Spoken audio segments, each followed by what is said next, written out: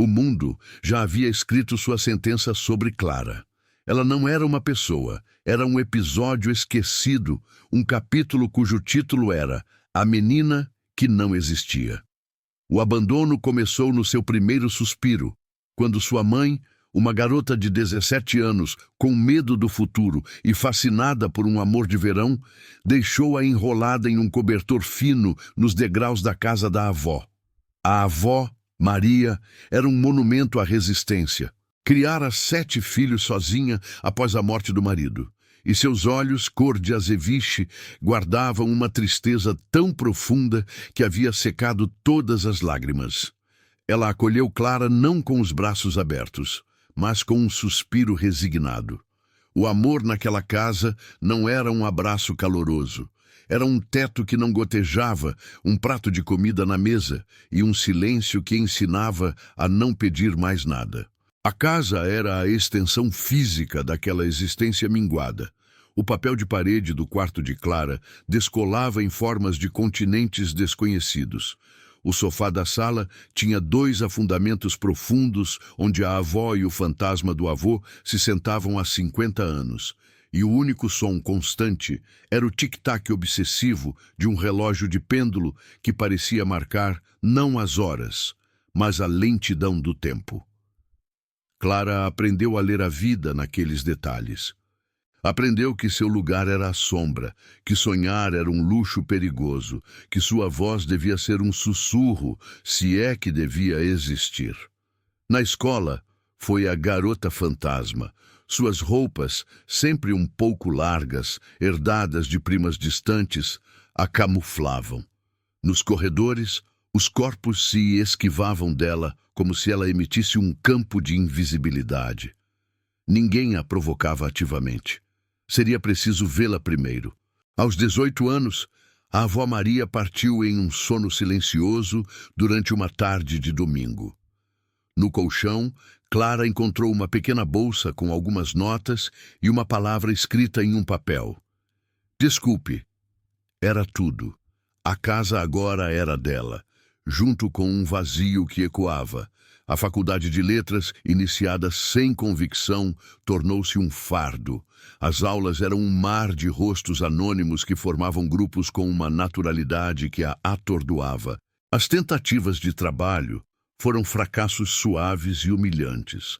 Em uma loja, durou 3 dias.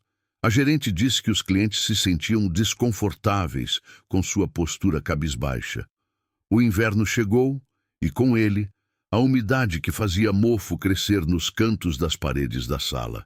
E então, a carta. Um papel oficial, carimbado, com um brasão que parecia um olho que tudo vê.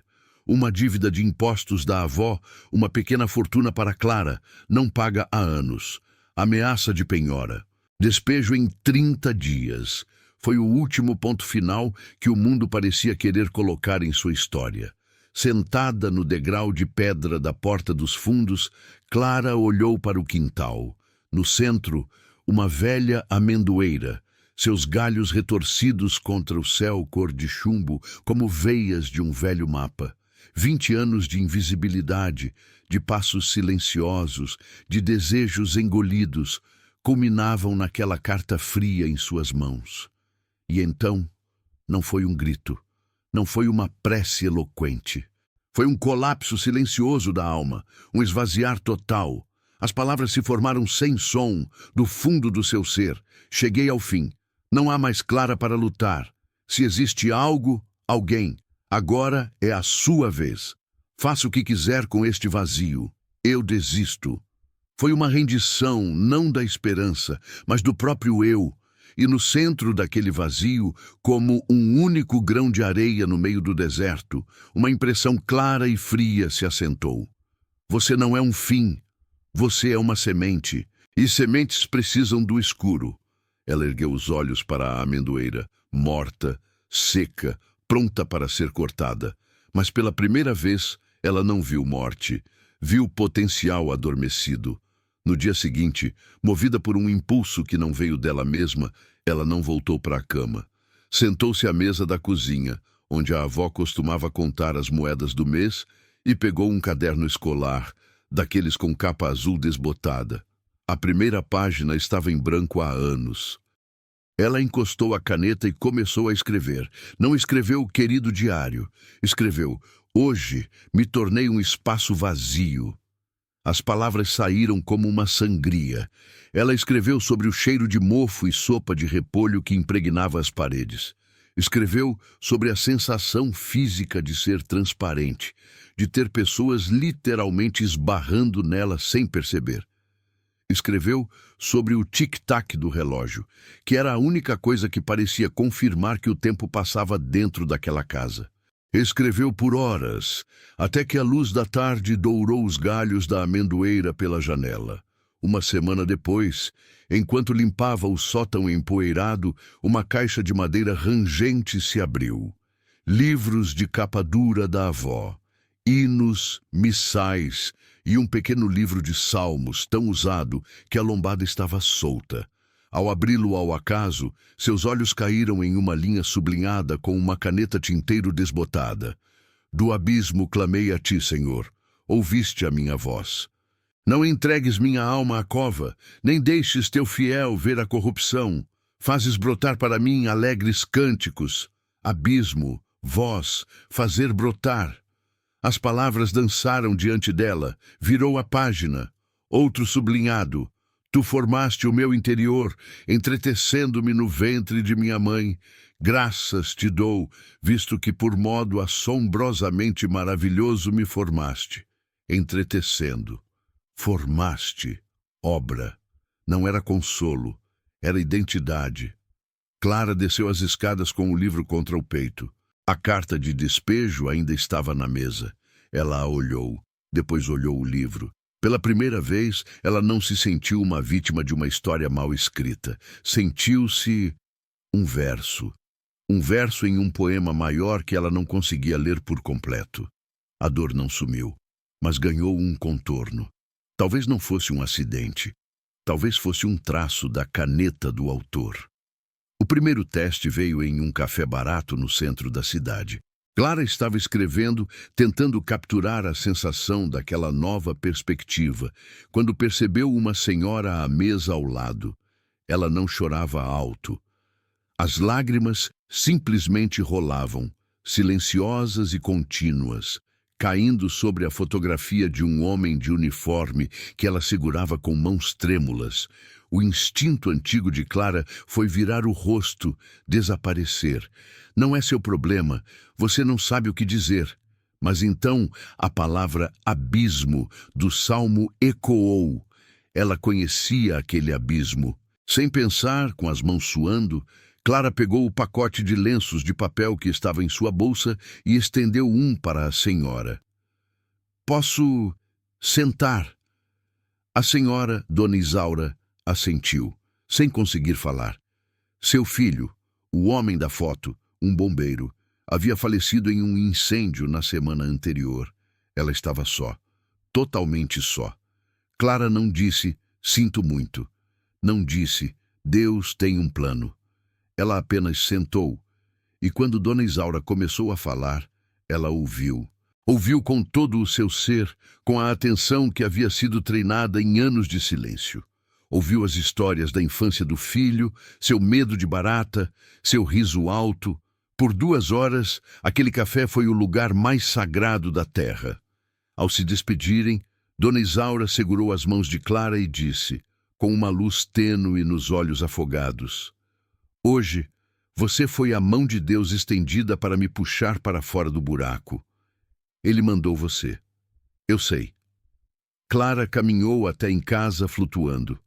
Deus, usar ela, a transparente, a rejeitada, era como se o autor, pela primeira vez, tivesse usado a letra mais discreta, mais apagada do alfabeto, para escrever a palavra esperança no coração de alguém.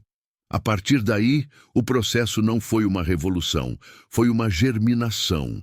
Clara continuou a escrever, mas agora com um destinatário imaginário, alguém tão perdido quanto ela havia estado. Criou um blog simples, anônimo, chamado Semente no Escuro. Seu primeiro post foi o texto escrito no café após o encontro com Dona Isaura. Não era um testemunho triunfante, era um relato honesto. Hoje, Deus me usou, e eu sou a pessoa mais quebrada que conheço. A resposta foi um sopro, um comentário. Você descreveu minha vida. Continue. Depois, outro. Pessoas começaram a se identificar não com uma vencedora, mas com uma sobrevivente. Clara respondia a cada um, com uma empatia que nascera de suas próprias feridas. Ela começou a ver sua história não como uma maldição, mas como um currículo. Sua solidão a havia ensinado a ouvir. Sua invisibilidade a havia ensinado a ver os invisíveis. Sua dor a havia dado um vocabulário para a dor alheia. O blog cresceu, lentamente, como uma planta, de 100 leitores para 1000, de 1000 para 10.000. Histórias de desespero chegavam à sua caixa de entrada, e ela orava por cada uma, respondendo com palavras simples que apontavam sempre para a ideia do oleiro e da argila. A ameaça de despejo foi resolvida de forma inesperada. Um dos leitores do blog, um advogado aposentado, soube de sua situação e ofereceu ajuda pro Bono. O problema foi solucionado. Não era riqueza, era provisão. Era o fazer brotar do salmo se tornando realidade. Então veio a primavera. Em uma manhã, ao abrir a porta dos fundos para pegar um pouco de ar, Clara parou, sem fôlego. A amendoeira. Os galhos retorcidos e negros que pareciam mortos há meses estavam cobertos por uma explosão de flores cor-de-rosa tão pálidas que pareciam feitas de luz. Era uma beleza agressiva, triunfante, que surgia diretamente da madeira aparentemente sem vida. Clara caiu de joelhos na terra úmida. A revelação a atingiu não como um pensamento, mas como uma verdade física que subiu da terra através dela. Ela era aquela árvore. Os 20 anos de inverno não tinham sido um erro. Tinham sido a estação necessária. A solidão tinha sido o solo. A rejeição tinha sido a poda. O silêncio tinha sido o tempo de enraizamento profundo. Tudo tinha sido parte do cultivo. Deus não havia consertado a árvore quebrada. Ele havia garantido que ela passasse por todas as estações necessárias para que, naquela primavera específica, sua florada fosse única, resiliente e capaz de dar frutos que carregariam dentro de si o mesmo código de sobrevivência. Ela não era um erro de percurso, era uma obra-prima em processo, e o processo era parte inextrincável da beleza final. O abandono humano não a tinha excluído do amor de Deus. Tinha sido o instrumento para que ela o experimentasse de uma forma tão profunda que agora transbordava. Se você está ouvindo isso e sente que o inverno na sua vida já passou da conta, que seus galhos estão secos e o solo congelado, preste atenção no que Clara descobriu. Seu valor não é determinado por quem te vê ou te abandona. É determinado por aquele que te planta. O artista nunca descarta sua obra enquanto ela está na oficina. As partes mais escuras, as camadas de tinta que parecem erradas, são justamente as que dão profundidade ao quadro final. Se essa verdade está rachando o gelo no seu coração agora, não deixe este canal passar. Inscreva-se e ative o sininho. Aqui, nós não celebramos apenas os finais felizes. Nós deciframos os propósitos escondidos nos invernos mais longos, porque é aí que as sementes mais resistentes são plantadas. O verdadeiro milagre na vida de Clara não foi a casa salva ou o blog de sucesso. Foi a metamorfose da lente, através da qual ela via a si mesma e aos outros. A mulher que andava curvada, tentando ocupar menos espaço, agora andava com uma quieta autoridade. Não a arrogância de quem chegou, mas a segurança de quem foi encontrada. Seu olhar, que antes desviava, agora encontrava o olhar dos outros e enxergava neles a mesma amendoeira adormecida, a mesma obra-prima em potencial. Ela vendeu a casa antiga, não por desprezo, mas porque seu lar agora era maior. Comprou um espaço simples que transformou em um ateliê aconchegante chamado O Oleiro e a Argila. Ali, ela não pregava. Facilitava grupos onde pessoas compartilhavam suas dores e descobriam, através da escrita e do diálogo, os traços do artista em suas histórias. Casou-se com um carpinteiro, um homem de mãos calosas e sorriso tranquilo, que a viu pela primeira vez e disse: "Você tem olhos que parecem ter visto o fundo do mar", e voltaram com pérolas. Juntos, criaram uma família onde o maior legado era a certeza do valor intrínseco, dado por Deus. O que o mundo havia rejeitado como sem potencial, Deus havia incubado como um tesouro único. Sua maior fraqueza, sua história de abandono, tornou-se sua maior credencial para ministrar aos corações partidos. Ela se tornou uma tradutora de dor em propósito, porque falava a língua nativa do sofrimento. A menina que ninguém via agora ajudava centenas a se verem como Deus as via. E agora a câmera vira para você.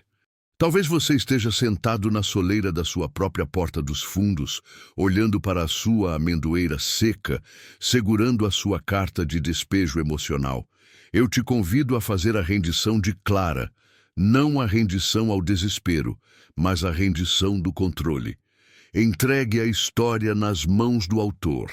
Ele não está surpreso com seus capítulos difíceis. Eles não são erros de impressão.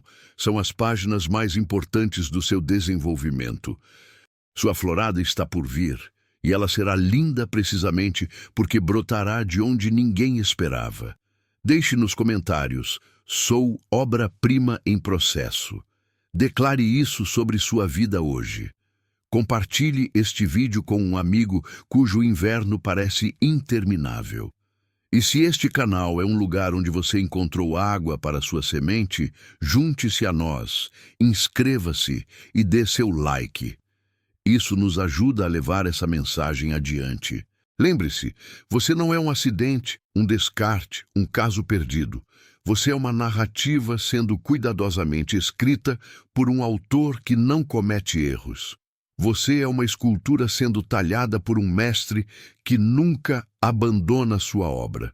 Você é a obra-prima das mãos daquele que no escuro prepara as floradas mais espetaculares.